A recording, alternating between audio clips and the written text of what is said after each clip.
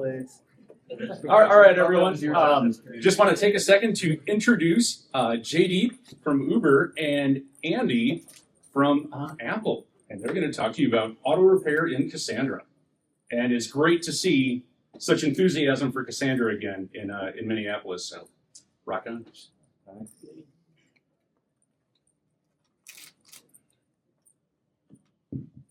Hello, good morning, everyone. My name is Jaydeepkumar. I'm a software engineer at Uber. Oh, hey, Andy Tolbert, Apple SRE. Okay, so two of us are going to talk about a recent addition to Apache Cassandra automated repair scheduler as part of the CV37 work. Okay, so high-level agenda is, we'll talk about why we need repair, what have been the operational pain points, how CV37 helps to overcome some of those problems, how it works, and we'll deep dive into incremental repair, and then we'll deep dive into roadmaps. Okay, so why we need repair. I will not deep dive too much into why we need repair because this has been one of the most widely discussed topics out in Apache Cassandra. At a high level, Apache Cassandra is an eventual consistent database. So when you write with quorum, it ensures that quorum number of replicas receive the update, but not all. So we need a mechanism that will make all the replicas consistent. Besides, delete is also kind of marking data as a tombstone as opposed to purging it immediately, and the data will be purged after GCD second. So we need to ensure that those tombstones also kind of get propagated to all the replicas, and if they do not get propagated for whatever reason, then we would see a data resurrection. So overall, we can see that repair is very essential for Cassandra to provide consistent data. Okay, so given the importance of repair, let's see what has been powering repair so far. So on the left hand side, we can see Cassandra user base, and on the right hand side, we can see some of the famous tools and frameworks out there. Thanks to all the tools and frameworks that have been helping repair. But one conclusion, if you can draw from this slide, then there is not a uniform solution that out there, and as a result, everybody kind of reinvents the wheel, and because of that, problems solved by one tools or framework, kind of other people are trying to solve the same problems. With respect to the repair, there is not only one repair type we need to run. Depending on the feature set and functionality, you may have to run more than one repair types. So, some of the repair types have been mentioned here. One of them is full repair, which is the basic repair, would do the full data comparison. Incremental repair is an optimization on top of full repair, where it will only repair the data that got added since the last repair cycle. Preview repair is kind of read-only repair, which will kind of be useful to figure out data inconsistencies due to bugs or bit rot. And Paxos repair is essential for Paxos V2 to function. And again, this is not an exhaustive list. We may have to add maybe future repair types, maybe a code or something like that. Okay, so given importance of repair and multiple repair types we need to run, here are some of the operational challenges operators have been dealing with. The first is everybody has their own flavor of control planes inside the kind of environment. So integrating repair solution along with their control plane itself is a kind of big task, and that kind of takes time for people to adopt. Second thing is when we run repair as a separate container, then the Cassandra, that also brings their own challenges, because when we talk about large scale fleet with thousands of nodes, if you have to run another container, orchestration, etc., plays another role. Third thing is overstreaming in the repair. So when we generally run repair, what we generally do is we divide token ranges into some random number, and then hope that that repair would work. But for all, it won't work for all use cases, and especially at scale. Andy is going to deep dive into how we have solved that problem, but overall it could do overstreaming and kind of impact your kind of production workloads. Besides, some of the configuration and challenges with the large scale fleet, one of the other pain points is incremental repair. incremental repair, running incremental repair is not as simple as toggling configuration and hope that it works. It requires a careful planning when we want to onboard, as well as we want to offboard. And again, Andy has a deep dive on to this.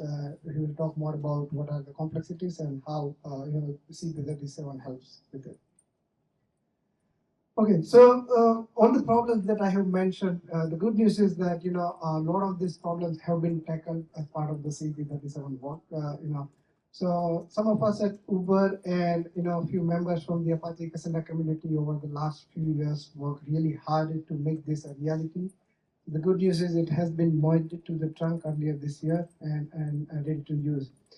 Some of the highlights is it doesn't require any control plane. The concept is very similar to compaction. As soon as you start Cassandra node, compaction works. The same way as soon as you start your Cassandra cluster, the page will just work.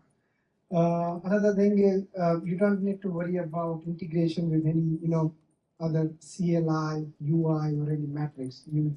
It has native support with node tool, all the Cassandra metrics. You just have to extend those, tools and metrics, and then you will get the advantage of the replay. The other idea here is we should minimize the operational kind of intervention as part of the replay when we run at a scale. So that is another idea, and it already supports 3 repair types today: full repair, incremental repair, and preview repair. Also, it is pretty extensible. So if you want to add another repair type, for example, in our fleet, we extended a new repair type for Paxos V2, which will only do Paxos repair. We could do this maybe less than 100 lines of code change in a couple of days. So it is pretty extendable as well. Okay, so I mean, this is unique in a sense. It was first tried and tested at a scale in the industry, and then we extended to the trunk. So the numbers, speak for themselves. I won't go deep into the numbers, but overall it has been thoroughly tested on thousands of key species, thousands of tables, table size from gigabytes to petabytes, node size from gigabytes to terabytes, number of nodes, 3 nodes to 100 to 300, 500 nodes. And default configuration, is pretty good. So I think it should be safe to adopt.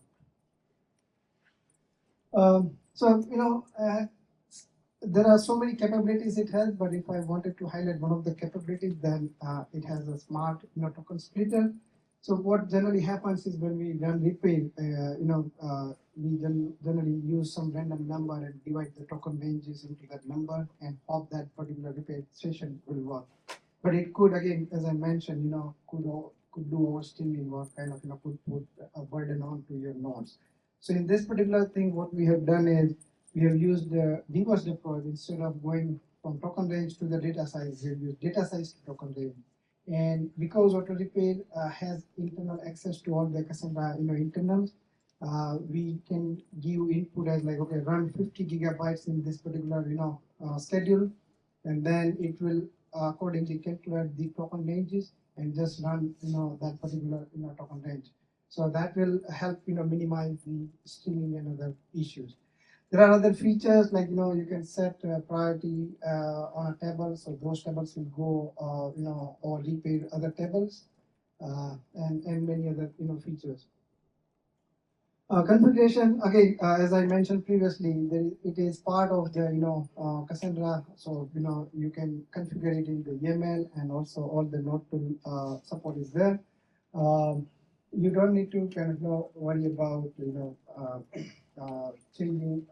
One of the items here we have kept is all the configuration is dynamic. So anytime you want to change the configuration, you can just hit the node tool and it will be applied instantaneously. You don't need to restart, because when we run at scale and thousands of nodes, even if you have to restart for a configuration, then it's a nightmare. So for example, if you are, let's say, having some issues, for example, you have a full repair, incremental repair, and already running, and if you see some issues, you can just hit node tool and disable like not to auto repair, disable incremental repair, and instantaneously it will be kind of disable. It also has some safety nets included in it. For example, if your disk space is around like 80% full, it will automatically stop running repair because again, Andy will cover incremental repair will consume more kind of disk due to NPU compaction. And also, if you are using some of the features like materialize view or CDC, it will automatically not run incremental repair because it doesn't work there. So yeah, the architecture is very simple. What happens is on every single node, they kind of there are a couple of tables added under system distributed. So every single node, it will update its status inside the system distributed key space. And as you all know, system distributed is a replicated key space. What happens is all other nodes can get information about other nodes, and we also use gossip information. So along with gossip and system distributed, all the nodes have the global view about what is happening in the ring. And once they have the global view, they can determine scheduling, parallelism, and other factors. And also on an individual node, it has kind of enough robustness built into it such that it will retry if some repair sessions are stuck. There is also kind of a multi-tenancy aspect kept into it. For example, if you have let's say one Cassandra cluster with maybe multi-tenancy where you have one gigantic table and other smaller tables, what happens is that bigger table generally overshadow other tables. So we have kept some settings here. If your table having more than 50,000 SS tables on a node, it will automatically skip that particular table. Also, per table there is a timeout, so 6 hours. So if a table is taking more than 6 hours, then you can skip to other tables. This is again to kind of penalize the outliers as opposed to everybody. You can of course change this setting, and if you want to still run on the larger tables, you can do that. As I mentioned that there are multiple repair types we need to run. So all the repair types kind of work in isolation, as well as they have been aware about what has been going on because information is in the system distributed.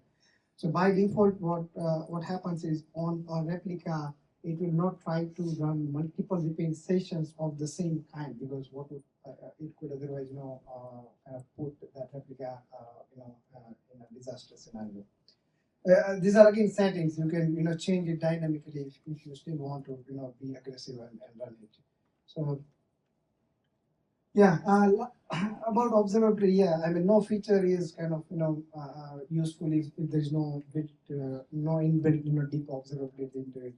So the good news is for CP37 it has enough observability so that operators can kind of create dashboards and alarms and then assume that it is working fine most of the time. So on the top right we can see it tells how many nodes have been going through repair, which repair type. On the middle slide we can see that it shows the time the node has run the repair list. And on the last slide it shows a slider on a node that how many bytes have I repaired and what's my kind of target. It's similar to complex stats, so you know that global view across the kind of nodes as well as on an individual node the progress. With that, now I will hand over to Andy, who will deep dive into incremental repair with CP37. Awesome. Thank you, JD. So one of the things coming into the CEP, Uber had a really great implementation for running scheduled repairs, and a lot of us involved in the CEP were interested in how do we orchestrate incremental repairs. And if any of you all have tried incremental repair before, it's a really powerful feature, but you really have to consider a lot of different things when enabling it. So the primary difference between incremental repair and full repair is it's only going to operate over new data that has been written since you last ran incremental repair. So the idea is it should be much faster and quicker because you're only operating over newer data instead of all the data like full repair. And the way it achieves this is by separating your SS tables into 3 buckets, unrepaired, pending repaired, and repaired. And that has a lot of considerations you need to think about. But generally, if you consider full repair, and each of these little rectangles is an SS table, when you're repairing a range, you have to validate and build hurdle trees for all the data. Whereas with incremental repair, you see in the green here, we have SS tables that are already previously repaired with incremental repair. So all you have to really look at are the ones that are unrepaired. You move them into the pending repaired set. That's the blue color there, and then finally it becomes incrementally repaired.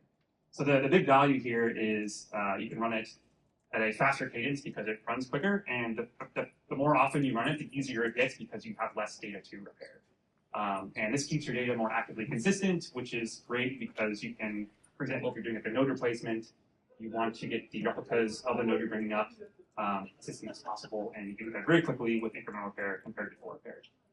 But it's not all puppies and kittens. One does not simply turn on incremental repair, I will say. It's not something you can do without taking great care. Yeah, without proper planning, migrating incremental repair can do a lot more harm than good. It can create a lot of problems for you. And yeah, there's just higher operational overhead when compared to full repair. And one of the great things about the repair scheduler is like incremental repair isn't an entirely, it's not a replacement for full repair. You still want to run full repair. And I'll talk about why later. But yeah, there's just numerous operational pain points, which I'm going to iterate through very quickly to kind of set some context to what we did in the CEP to help alleviate some of this. I do want to say, like, incremental repair might not be for everyone. I think for most, like, full repair could be sufficient, but incremental repair also has a lot of value. So the first pain point I want to iterate over is called anti-compaction. If you haven't heard this term before, it's kind of the inverse of compaction. So where compaction is combining SS tables into one, anti-compaction is splitting SS tables into multiple SS tables. And the main reason why we have to split SS tables up is we have to separate data that is going to be repaired from data that is not going to be repaired. So if you consider we're going to run an incremental repair targeting token range 0 to 500, and we have two SS tables in the unrepaired set. SS table 1 covers ranges 1 to 1000, SS table 2 covers ranges 1 to 400, and you can kind of infer SS table 1 is doesn't fully encompass the token range, or it's bigger than the token range we're repairing over. So what we have to do basically is split it up. And this is highly simplified. There's a lot more complexity to this. But basically, your end result is the SS table is split into two, with the data that's being repaired goes into the repaired set, and the data not being repaired goes into the unrepaired set. So like that effort requires I/O and load, and it's more work than you would have to do by doing simply at the full repair.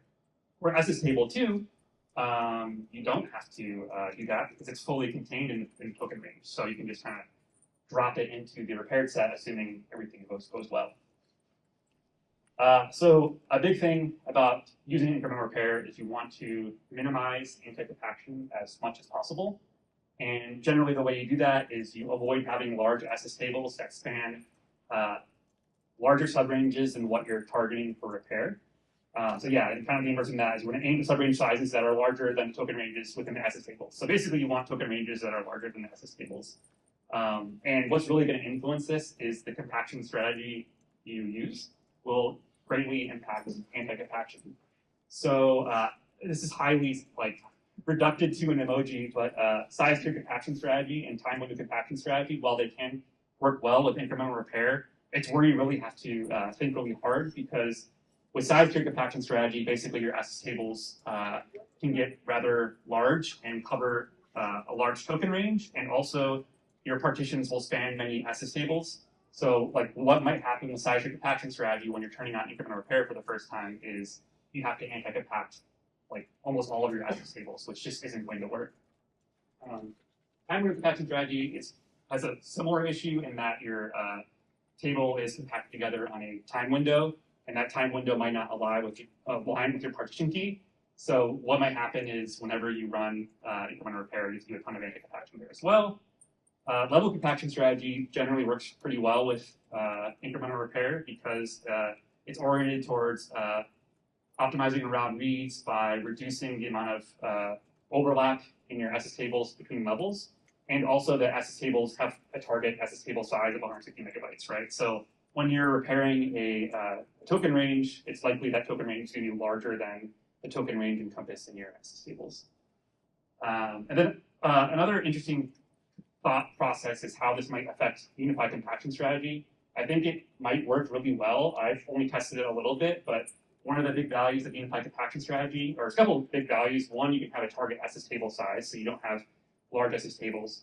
And then two, it breaks up it basically shards your token space for your SS tables. So it's likely that when you do the anti-compaction, your SS tables will only cover a confined range. So it could work very well for minimizing anti-compaction. Okay, cool. So another problem with incremental repair, sorry, I feel like I'm just going to be complaining about incremental repair for 20 minutes, but it's worth knowing what these things are, is orchestrating incremental repair. So whenever you begin an incremental repair session, we essentially have to lock the SS tables that you're going to repair and put in the pending repaired set. And because of this, you can't really have multiple incremental repairs going on at the same time on a single node or replica set. And this actual log is like burned into my skull because there's been bugs in Cassandra where SS tables don't get unlocked. And what ends up happening is you can never successfully complete an incremental repair unless you kill stuck repair sessions or bounce nodes. So we actually have active monitoring on this. But if you see this error, it's like, oh, I can't run incremental repair because something else is already running incremental repair on these SS tables. So really the naive way to like kind of deal with this is just like only run one incremental repair at a time in the cluster, but that won't really scale well. So really you can refine it to do it once per replica set at a time. And we have functionality in the auto repair scheduler to prevent that from happening. So like if a node is chosen to run repair and it sees that, oh, I replica is also running incremental repair, it'll just like skip it or wait. And if you want to turn off that functionality, you can, but then you're going to get this log a lot. The other thing that you need to worry about is the divergence of your repaired and unrepaired data. So because we're separating out your data into a repaired and unrepaired set, you can't compact that data together. And like one common thing that you might do during a high load event in production is like one of the first things you'll want to do is probably turn off repair because it generates a bunch of load. And then maybe everything might get better. And then you realize a week later, oh, I never turned repair back on. And now you have a bunch of data in the unrepaired set that can't be merged with the data in the repaired set. And that could cause a bunch of problems, like if you have a bunch of deletes that are sitting in an unrepaired set, you'll accumulate tombstones, you'll accumulate more SS tables, it'll be harder to turn repair back on. Yeah, generally things will get a lot worse, your reads will get worse, everyone will start complaining, and you'll be sad. So the key takeaway there is to, after you turn on incremental repair, you really don't want to turn it off. The CEP, in the CEP, we were really focused on observability, like how far behind are we getting on repairs, and yeah, you just want to keep running it, because if you don't, you're going to get that. And then the final pain point is migration. So from my perspective, there really is no like well-defined migration path from taking a cluster that didn't have incremental repair enabled to one that does. This actually has some really good documentation on how to do this if you wanted to, which involves using a standalone tool called SS table repaired set, which must be run offline. And essentially what it does is it marks SS tables in bulk as repaired or unrepaired. And because it's an offline tool, you have to, rolling bounce your cluster into it. But what it recommends essentially is to disable auto compaction and run a sequential full repair on the cluster, which by turning off compaction and then running full repair, you might have some issues from that.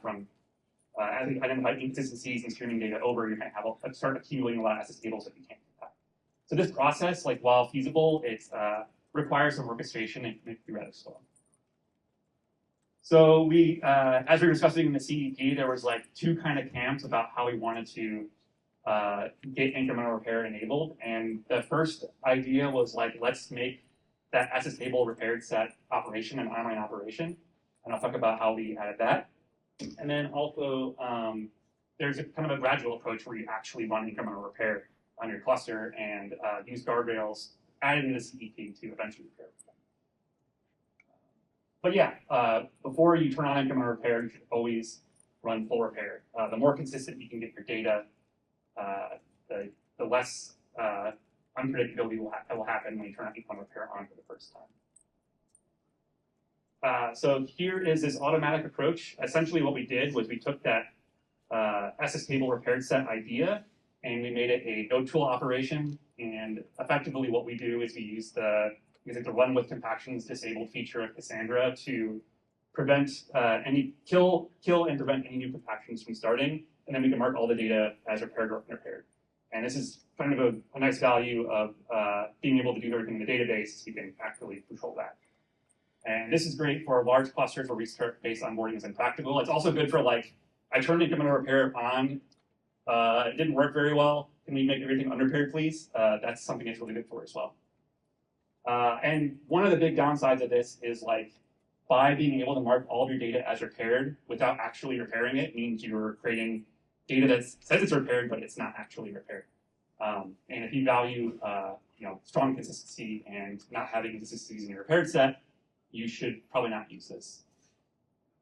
So the other thing we wanted to do is like, well, can we actually run the incremental repairs to get us to a fully repaired state? And really the trick there is like, as long as you can repair data faster than it's written, eventually you can converge to a fully repaired set. And really the challenge we had was coming up with a solution that works for clusters that are not repaired at all to ones that are actively repaired, something that works for both. And the way we were able to do this is we came up with basically a range assignment splitter, which issues repairs based on the state of the SS table unrepaired data in the cluster. And the trade-off here is because you're actually running incremental repair, you have to do a bunch of anti-compaction, which is going to take a long time, and pretty much all those. So like most other features in Cassandra, this CP is like, we have a lot of different plugin points where you can kind of provide your own functionality. One is the capability of writing your own like token range splitter for creating repair assignments. And the default splitter we developed is like Jaydeep said, is something that's built around like how much data is there and creating repair assignments based on that. And here's an example. It's kind of hard to see on the right side, but you can tune like how often, like how long you want an incremental repair interval, or sorry, repair interval to be, and then how many bytes are targeted per repair assignment, and how many bytes per that interval do you want to run. So this configuration is, every day try to repair 100 gigabytes of data on a node, and as long as you're not writing more than 100 gigabytes in a day, eventually you should be able to repair an entire cluster. And this works really well because for both the case of I don't have incremental repair enabled before and I'm turning on for the first time, and also I'm already running IR because what will happen is if you have less than 50 gigabytes of data in your unrepaired set, it'll just create like one primary range incremental repair per replica, primary replica, which is kind of how you want it to work. And we kind of have defaults established. The feature is turned off by default, but if you turn it on, we have defaults established that should work well for an IR migration across varied workloads. So here it is in action. Whenever we create a repair assignment, we will log it at info. Hopefully that isn't too noisy. But essentially it'll tell you like, hey, I'm creating a repair assignment. We're estimating it's going to be 16 gigabytes, and it'll tell you like what your max target is. In this case, I had a 40 gigabyte target, so it created multiple repair assignments and only actually ran 2 of 4 of them. And this is very hard to read, but I will explain it. So on the left side, you see a graph where you have 3 colors. Red represents unrepaired data, yellow represents data that's in the pending repaired set, and then purple is repaired. And the idea is, as we have a cluster that is actively writing data, incremental repair runs, and because we're able to repair the data faster than we're writing it, eventually we kind of converge to where all the data is purple, which means it's repaired. And on the right side, we also wanted to plot like how much anti-compaction is happening. And in this case, I was using a unified compaction strategy to kind of understand, does the concept of UCS separating S tables by token space actually help incremental repair in avoiding anti-compaction? And it does seem like it did. We don't get a lot of anti-compaction while we're in this migration, which is great. All right, moving on to just talking quickly about preview repair, which is another repair type. This is actually more classically called validation repair. Once you turn on incremental repair, you might want to know, is the data that I'm repairing actually consistent to make sure that your incremental repair is doing the right thing? So preview repair can run to basically validate that repair data to make sure it's consistent. And this is great for detecting possible bugs in Cassandra. Like if there's a new Cassandra release and all of a sudden you start seeing a bunch of preview repair mismatches, there might be a bug you want to look into. But also it helps identify like SS table bit rot or corrupt SS tables.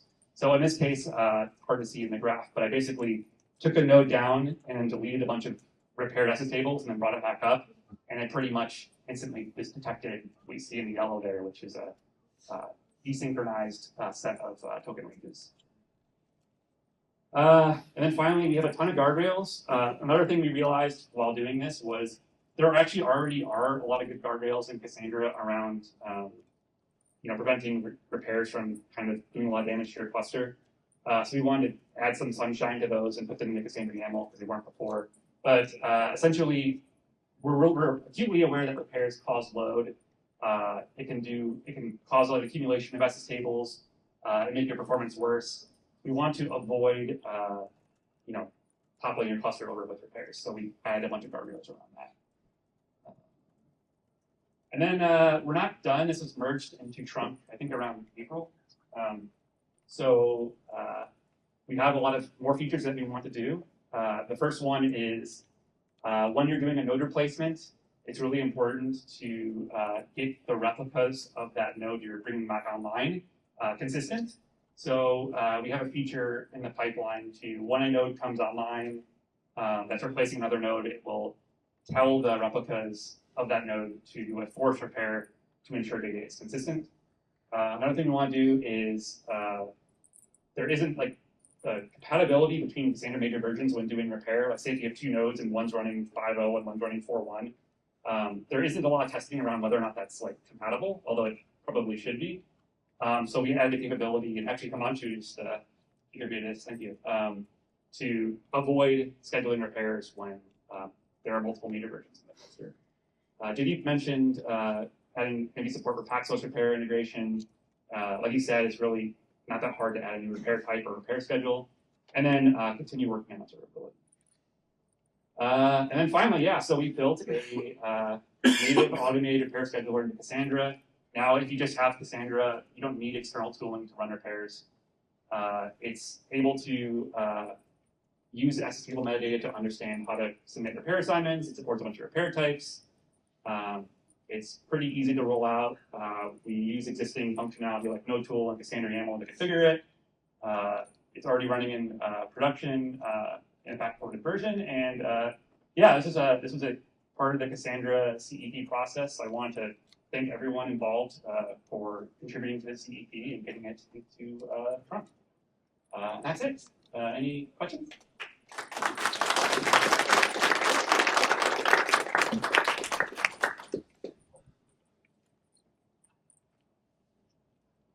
Yeah, just one quick question. What's the default repair type out of the box? Oh, sure. So really, you just have to kind of, in the Cassandra YAML, I think we can go back to the slides. There's like multiple sections, like one for each repair type, and you can kind of configure them on as you wish. So it's kind of up to you. By default, we don't turn the feature on at all. So you have to enable it. So yeah. So it'd be full repair. Well, generally, if you were to turn any of them on, I would say you want full repair first. Just because this is how it goes. I'm loud. I don't need a mic. I was just you talking about anti-compaction made me think, and this is like not looking at the code surface level, but I was curious if we'd like thought about or explored making anti-compaction logical instead of physical. Like I think right now it's physical because the metadata is at the SS table level, but if we made the metadata either somewhere else or by range in the SS table, could we like say this subset of the SS table is compacted or is repaired and don't actually physically split it out? Oh, so don't actually rewrite it. Basically use like the file system to split things up, or another file, or just logic, right? Like just if sure. like the range, like in the iterator, tell it the end is actually here instead of the whole file because they're sorted. So we know that we can just stop at like a halfway point. Okay, so this is basically marking that this part of that table is repaired. Yeah, and then kind of like just do away with needing to like the I/O on anti-compaction, basically.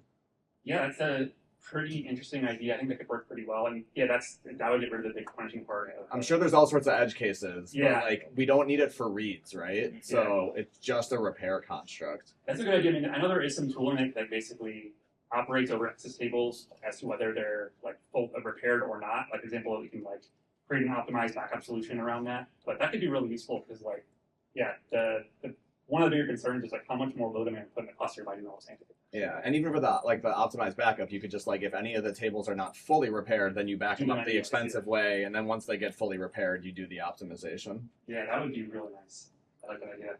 Yeah, Dinesh? So my question is around what are you guys going to do next with this? Because even the title of the talk is auto repair. Yeah. But I heard you say that we still need to run full repair. Yes. So what will it take for the operator to be completely oblivious to the fact that Cassandra is running repair in the background and not have to worry about when I need to run full repair versus incremental repair?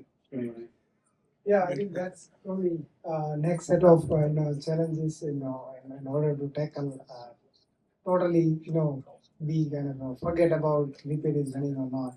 I think one of the main challenges there is I think full incremental solidifying incremental repair further. I think we have done kind of one round of step at it, but I think we still have to make sure that incremental repair flawlessly, and then I think along those areas where when you start a new cluster, run one full round, and then just rely on incremental repair. Again, we are susceptible to bit rot and those issues, but I think that will be probably the next big pivot. So does incremental repair anyway interfere with the regular node tool repairs? Or Generally, it shouldn't. I think the main thing you want to avoid is just multiple incremental repairs clicking with each other, but you should be able to operate both together. A couple questions. So you have a repair session timeout. So what's the value, like the default value? 6 hours, you said? Yeah, 6 hours. Yeah. It's not like adapting itself to the number of failures. That's something in Reaper that we've implemented recently, is that you can go over some like partitions that are difficult to repair because they're very large. So just growing that timeout, depending on the number of failures you've had, brought some better success. Yeah, and I think that's a place maybe where like tooling like Reaper, where you guys have had like many years of this running and learning like what doesn't work. Like you have a lot of adaptive functionality if this doesn't quite have yet, where I think that we would have to probably build into that. And like timeouts is a good example. Like this, like I mentioned before, if incremental repair isn't running, things get worse and worse and worse. And if we start killing repairs that start getting timing out, then like what do you do? So like making it more adaptive would be probably a future goal as well. And another aspect is, so the default parallelism should be sequential, right? Or DC aware. So that's snapshot-based validation compaction. The problem when you kill a repair session like this is that it leaves the snapshots behind. Yes. And we've had a lot of issues with this space growing because of leftover, and we can't really identify those. And the only way to wipe it is to restart the nodes, which on large clusters is quite challenging. I don't know. Do we have improvements on ephemeral snapshots? Yeah, that's something actually we haven't really engaged on yet, so we would need to look into that for sure. But yeah, I can definitely see that causing fun issues. Just wondering, like, I know you're not done yet, but like 2026, 2027, like what's... Well, I think we have something that like will work viably. But what we have in Trump today should be. Well, okay, sorry. Yeah. GA is my question. Like, I know it works. Yeah, I mean, it's been proven in production, but yeah, I think it's kind of tied to whenever Cassandra does its next GA. So because we have this in Trump, it's like. But so the next one. Yeah, it's in Trump already, and it should be available whenever we do the next release. Is the 4.1 backport fully feature compatible with what landed in the CEP? Yes, it is 100% compatible with whatever is there in the Trump, and some of us are already using that version. Okay. I guess the next question is that patch available somewhere on GitHub? Yes, it is in the private branch. I can provide the private branch. Just It only. A quick thought, like this isn't the first time we've had backports that people have had. Thank you. It might be valuable to have like a public repository of like backport patches for teachers that people could just reference to pull in. Not supported, Blake, not official. But, you know, instead of it's like, do you know the right people? Can you make the right connections? It'd be like, hey, look, here's a version of this feature that will work against SHA X, and you can take it from there. That might be valuable. I don't know. Yeah, I mean, currently what we have done is, made it to the, I don't know if there's a link, but yeah, I think I can provide a link later on, but it is currently available in the private branch of 416. To Josh's point, I think that will be like maybe broader discussion whether we want official 416 pages. Not official. Not official, okay. Just by the way, Okay, so then 416 fork is available. I think Chris has been using it, we have been using it, so I can provide the link. It's, Probably have time for one more question. In the private list. Oh, okay. Yeah, maybe do you have notifications that when you run especially repair, it takes time, and right now what we do is we push the log to a file, then we monitor that file. Do you think there is a notification system saying, yeah, the repair is complete or something like that? Or I didn't get the second part of it. yeah, that means when you run a repair, right, it takes time, especially for multi-region, multi-DC, it takes time, maybe 4 hours, 6 hours, right? So in that case, is there any notification system? That means if it is auto repair, to tell the person, yeah, the repair is complete or it fails in between or something like that. Yeah, so it has a lot of metrics. The one that I showed are like only kind of glimpse of it, but it has metrics like, okay, which table is going to repair, how many token ranges have succeeded, how many token ranges have failed in a particular session, on a node, whether repair is on or off, and how much time it has taken. So Autodesk can then build alarms on top of it, depending on whatever they wish to be notified, and then can get alarm.